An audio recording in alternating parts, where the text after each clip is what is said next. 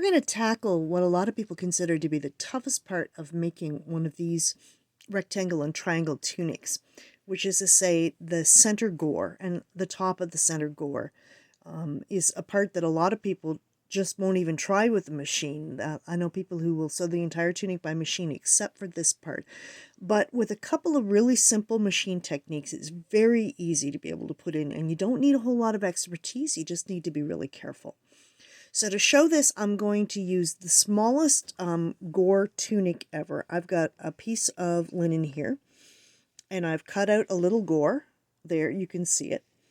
And so the first thing that I do is I take the edge of the gore and I lay it right side to right side onto the fabric.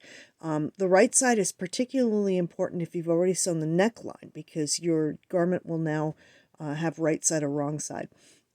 And you want to make sure that you lay the gore right on that. And you match it up with the bottom of the tunic here on the outside. And then you flip it over and pin it. And when you pin it, as I said, the bottom should match the edge. You want to cut the slit in your center gore so that the slit goes from about the hem to about your belly button. And then you should have a gore that the sides more or less match that, plus about a ½ inch at the top. You need it to be about a ½ inch longer at the top. And as you pin it in towards the edge, as you get to the couple inches at the top, just pin it so that the width of the gore seam allowance stays about the same. But the main part of the body tapers away to nothing. And we're going to sew right to that point where it tapers away to nothing, right where my thumbnail is, and stop. I'm going to make sure that there's a little bit of a seam allowance right until the very end, and then we're going to stop with that last stitch and do a couple reverse stitches right in that top. And that's the first half of the gore. We're going to do this in 2 parts. All right, so we're going to start from the bottom.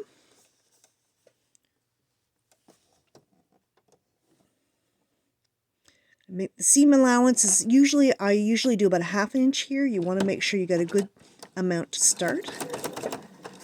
Take your pins out before you sew over them.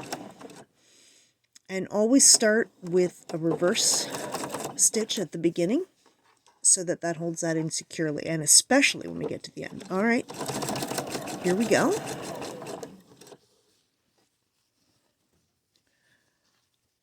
We're going to go right up to that point right there.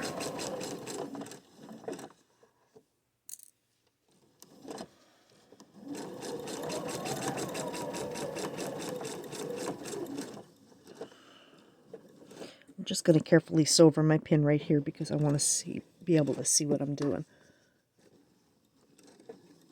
And now I've gotten to the top, and so I'm going to reverse.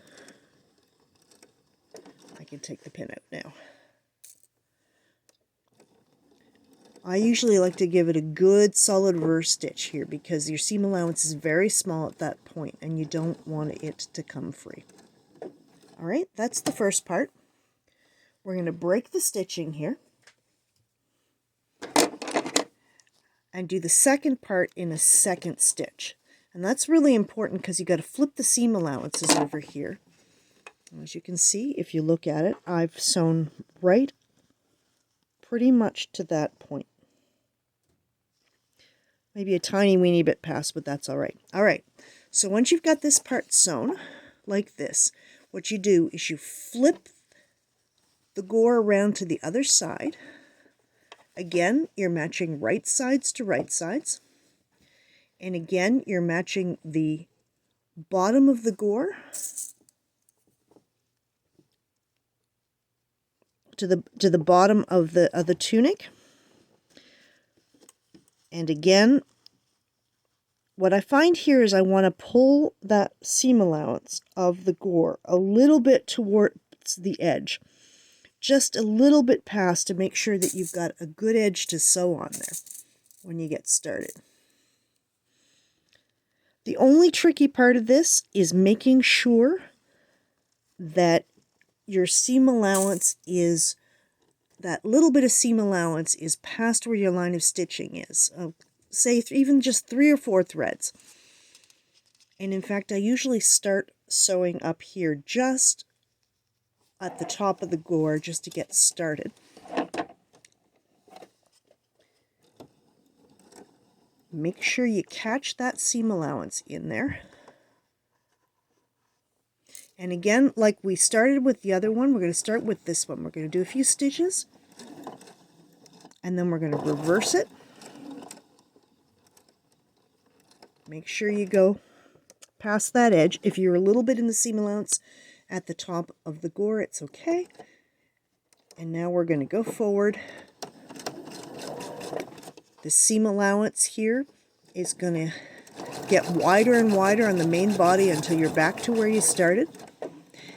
And that's basically how you do the top of every gore, every center set in gore.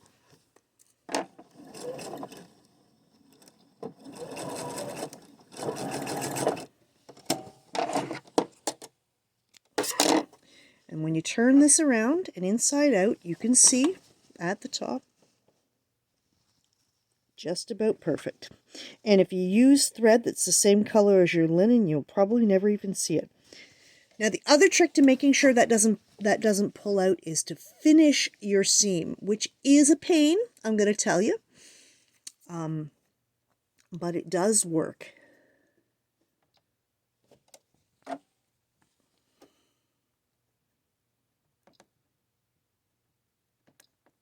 Just switching over to my favorite zigzag here. To make sure that doesn't pull out, do a nice little zigzag on your seam allowance, like this. In fact, you should probably be finishing all of your seams this way.